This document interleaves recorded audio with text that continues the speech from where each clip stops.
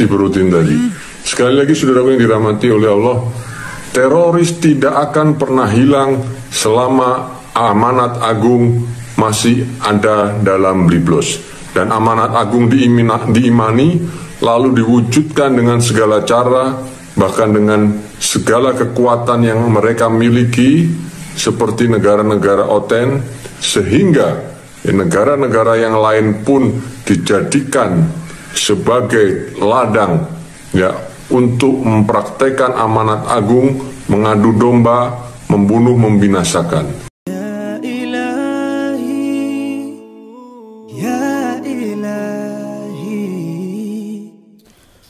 Haleluya, haleluya. Shalom alaikum Bismillahirrahmanirrahim. Salam Aki. Aku kabarkan Injil keselamatan. Bapak Ibu Nusi Tuhan, ketemu lagi dengan saya Evangelis Avraham Effendi Usman. Bagaimana kabar Bapak Ibu semua? Tentu luar biasa. Nah saudaraku dikasih Tuhan, sebelum kita melihat sebuah cuplikan video yang nantinya akan diulas oleh Pil Pahit, saya akan membacakan beberapa firman Tuhan untuk kita semuanya, sehingga teman-teman kita dari seberang, khususnya mereka kaum penghujat-penghujat Kristus, bisa melek dan bisa berpikir dengan akal yang sehat. Dan orang-orang di sekitar mereka juga bisa melihat bagaimana ajaran Kristus itu, ajaran firman Tuhan. Apa yang diajarkan oleh firman Tuhan kepada kita umat manusia, terutama sekali adalah kita yang percaya kepadanya. Sehingga teman-teman dari seberang bisa melihat kenapa sih ketika diolok, dihina, dicemooh, dicaci maki, orang Kristen tidak pernah demo, tidak pernah meminta kepada pemerintah supaya ditangkoi, tidak pernah teriak nama Tuhan di persimpangan-persimpangan jalan, tidak pernah melakukan hal-hal yang negatif. Ini dasar firman Tuhan, sehingga kami tidak melakukan itu semua. Bagaimana bunyinya? Dalam kitab Roma 12 ayat yang ke-19. Saudara-saudaraku yang kekasih, janganlah kamu sendiri menuntut pembalasan, tetapi berilah tempat kepada murka Elohim. Sebab ada tertulis, pembalasan itu adalah hakku. Akulah yang akan menuntut pembalasan, firman Tuhan. Tetapi jika seterumu lapar, berilah dia makan. Jika ia haus, berilah dia minum. Dengan berbuat demikian, kamu menumpukan bara api di atas kepala mereka, di atas kepalanya. Janganlah kamu kalah terhadap kejahatan, tetapi kalahkanlah kejahatan dengan kebaikan. Nah, oleh karena itu Bapak Ibu ngasih Tuhan, para teman-teman semuanya yang dari seberang melihat iman kami dicemooh, bagaimana Tuhan yang kami iman dalam pribadi Yesus Kristus dihina, kitab suci kami dikentutin, kami tidak pernah melakukan demo. Kami tidak pernah teriak-teriak nama Tuhan, berdiri di persimpangan-persimpangan. Tidak. Kami serahkan semua para penghujat itu kepada Tuhan. Karena Alkitab mengatakan, berikanlah ya pembalasan itu kepadaku. Karena hakku yang membalas itu semua. Pembalasan itu adalah hak Tuhan. Penghakiman itu adalah haknya Tuhan. Janganlah kamu sendiri menuntut pembalasan, tetapi berilah tempat kepada murka Elohim. Sebab ada tertulis, pembalasan itu adalah hakku. Akulah yang akan menuntut pembalasan, firman Tuhan.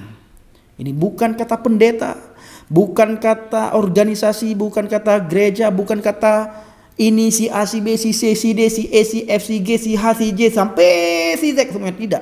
Tetapi inilah kata Tuhan, kata firman Tuhan. Maka kami melakukan itu semuanya. Ya, biarlah Bapak Ibu semua yang menilai sendiri mana ajaran yang datang dari Tuhan dan mana ajaran yang hanya dibuat oleh manusia dengan kepentingan-kepentingan politik, dengan kepentingan-kepentingan pribadi di dalamnya. Tetapi Alkitab ini yang sudah dianggap oleh orang dunia adalah palsu, mengajarkan nilai-nilai ketuhanan yang luar biasa. Norma-norma kehidupan, bagaimana kita bermasyarakat, bagaimana kita menghadapi orang-orang yang memusuhi kita, menghadapi orang yang mencaci maki kita, menghadapi orang yang menghina kita. Bahkan bila ada orang yang memusuhi kita, Alkitab mengajarkan, mendidik kita bagaimana kita perlakukan mereka yang memusuhi kita. Bapak Ibu dikasihi Tuhan, mari kita berpikir dengan akal yang sehat, berpikir secara kritis. Apa yang Bapak Ibu dapatkan di dalam pembahasan atau pembacaan firman yang saya bacakan barusan? Silahkan saudara tulis di kolom komentar, dan selanjutnya mari kita sama-sama menyaksikan cuplikan video berikut ini. Sebelumnya, tempatkan hati dan pikiran saudara di tempat yang netral. Oke? Mari kita saksikan sama-sama. Ya Ilahi. Pak Agus. Kok coba kok ngomong la ilaha illallah. Coba. La ilaha illallah. Allahumma aktim. Allahumma aktim lana bil islami, lana bil islami, lana bil imani, lana bi husnil khotimati, lana bi husnil khotimati, lana bi husnil khotimati, lana bi husnil. Ya, asyhadu alla ilaha illallah wa asyhadu anna Muhammad Rasulullah. Kondisi Koko sebentar lagi masuk ICU, otak Koko sebelah kiri tergenang darah. Koko harus ikhlas, ini cara Allah gugurkan dosa. Kalaupun Koko harus dipanggil Allah, harus siap. Kalaupun Allah panggil Koko sekarang juga harus siap. Ya. Janganlah sekali-sekali engkau mati kecuali dalam keadaan Islam. Saya pastikan Koko Islam. Saya nggak tahu umur kapan, bisa juga saya duluan, tapi kondisi Koko udah kritis, setengah otak Koko sudah tergenang darah.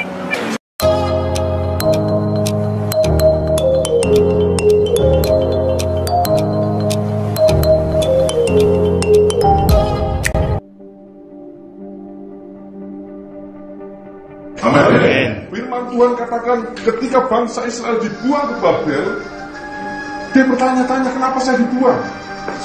Kenapa saya di dalam tempat ini? Tapi satu hal, katakan, supaya engkau tidak mati oleh karena pedang, supaya engkau tidak mati karena kelaparan, dan supaya engkau tidak mati karena penyakit sampar. Dan sama, saudara, ketika Tuhan tempatkan saudara di sini, saya mau katakan bahwa saudara sekalian, Tuhan tidak menginginkan bahwa saudara mati oleh karena pedang, oleh karena penyakit sampar, oleh karena kelaparan, oleh karena apa yang telah saudara perbuat. Amin.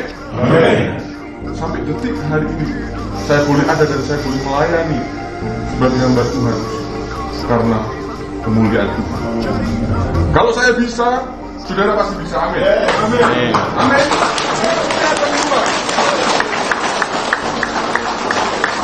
Kemuliaan Tuhan.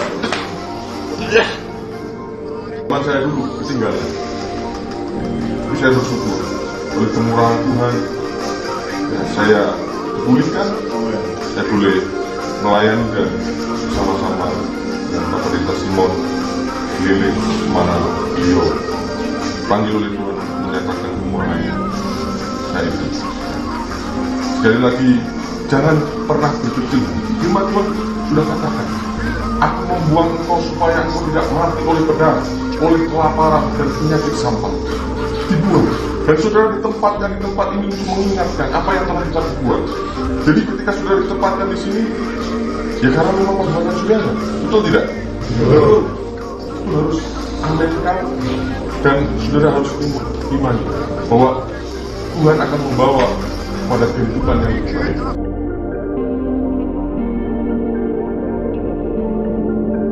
Halal darahnya, ya, catat halal darahnya, halal darahnya, ya. Catat halal darahnya. Pokoknya saya nggak mau balas, saya terlalu pusing. Saya hanya mau memperingatkan kepada Rudi Layar Teknologi, ya. Jika dalam waktu 7 hari mulai sampai saat ini, ya, Anda tidak memberi atau minta maaf, ya, kepada umat Islam, ya, saya menyerukan sekali lagi. Jika tidak minta maaf, saya menyerukan, ya, kepada seluruh mujahid yang ada, cari Ruby sampai dapat, ya. Cari Ruby sampai dapat, Kamu saja nantang darah saya halal loh. Kamu saja bilang darah saya halal loh. Betul. Darah saya halal loh. Oh enggak, bukan. Berarti kamu biadab. Iya kan? Kamu kan menghalalkan darah saya. Ya saya mau tanya, kamu menghalalkan darah saya toh? Artinya kamu kan boleh kan kalau ketemu saya dibunuh kan? Iya, boleh. Iya, berarti kan kamu mau bunuh saya kan? Betul. Iya betul, itu hate speech. Harusnya kamu masuk penjara.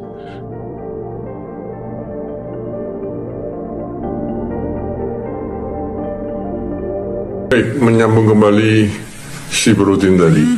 Sekali lagi saudaraku yang dirahmati oleh Allah, teroris tidak akan pernah hilang selama amanat agung masih ada dalam Biblos. Dan amanat agung diimani lalu diwujudkan dengan segala cara, bahkan dengan segala kekuatan yang mereka miliki seperti negara-negara oten, sehingga negara-negara yang lain pun dijadikan sebagai ladang ya untuk mempraktekkan amanat agung, mengadu domba, membunuh, membinasakan. Terus sekali lagi tercipta kedamaian ini jika amanat agung boleh dilenyapkan atau dihapuskan dari Biblos. Karena ini adalah ajaran sesat, ajaran iblis laknatullah yang tidak perlu diikuti oleh manusia. Senggol dong, Brodin. Oke teman-teman, kita sudah dengarkan bersama pernyataan dari Ustadz Agustan. Saya tidak mengerti kenapa amanat agung ini menjadi penyebab teroris. Mungkin selama ini kita salah membaca amanat agung ini. Mari kita baca kembali amanat agung. Di dalam Matius 28 ayat 18 sampai dengan 20. Di sana dikatakan, Yesus mendekati mereka dan berkata, "Kepadaku telah diberikan segala kuasa di surga dan di bumi. Karena itu pergilah, jadikanlah semua bangsa muridku, dan baptislah mereka di dalam nama Bapa dan Anak dan Roh Kudus, dan ajarkanlah mereka melakukan segala sesuatu yang telah kuperintahkan kepadamu. Dan ketahuilah, aku menyertai kamu senantiasa sampai kepada akhir zaman." Oke, kita baru saja membacakan amanat agung di dalam Matius 28 ayat 18 sampai dengan 20, di mana Yesus memerintahkan untuk menjadikan semua bangsa muridnya dan membaptis mereka di dalam nama Bapa, Anak, dan Roh Kudus.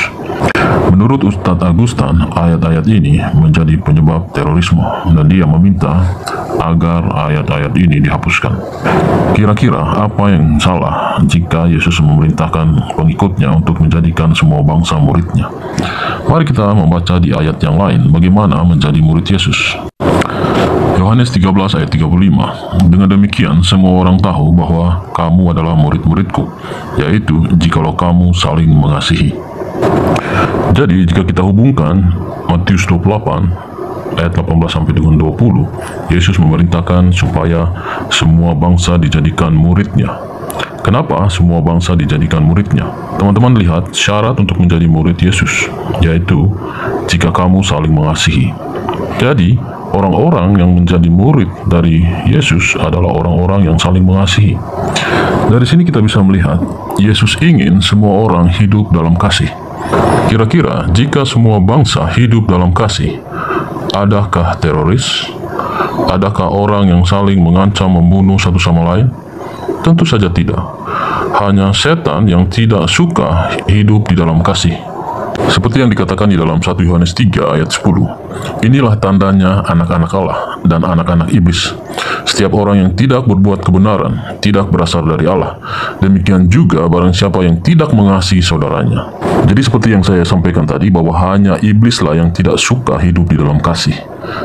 Jadi jika saudara Agustan ingin supaya amanat agung ini dihapus dari Alkitab, artinya dia ingin orang tidak hidup di dalam kasih. Karena tujuan dari amanat agung itu adalah menjadikan semua bangsa murid Kristus. Dan syarat untuk menjadi murid Kristus adalah jika kita saling mengasihi satu sama lain. Apakah teroris akan bertumbuh jika seluruh bangsa saling mengasihi satu sama lain? Tentu saja tidak. Dan hanya iblis yang tidak suka kita saling mengasihi satu sama lain. Mari saya bacakan satu ayat lagi, yaitu 1 Yohanes 4 ayat 8. Barang siapa tidak mengasihi, ia tidak mengenal Allah, sebab Allah adalah kasih. Nah, saudara dikasih Tuhan, para pencinta Injil Habaget, bagaimana tanggapan Bapak Ibu semua setelah melihat cuplikan video yang baru saja kita saksikan sama-sama? Silahkan saudara tulis di kolom komentar, pergunakan jari kita dengan bijak untuk kita mengomentari sesuatu sehingga mereka bisa melihat kalau kita ini adalah memiliki karakter sesuai dengan kata firman Tuhan, yaitu karakter Kristus. Kita inilah suratan yang terbuka yang bisa dibaca oleh semua orang. Terima kasih. Shalom alaikum bishim hamasiah. Salam Aki. Aku kabarkan Injil keselamatan. Bapa Yahweh bishim Adonai Yesua hamasiah Urwah Kodes memberkati kita semua. Haleluya. Amin. Salam murtadin. Saya mengucapkan terima kasih kepada Bapak Ibu yang selalu mendukung pelayanan Habaget, baik melalui doa, dana, motivasi maupun support saudara semua. Terus dalam doa dan bawa pelayanan Habaget dalam doa syafaat saudara. Terima kasih.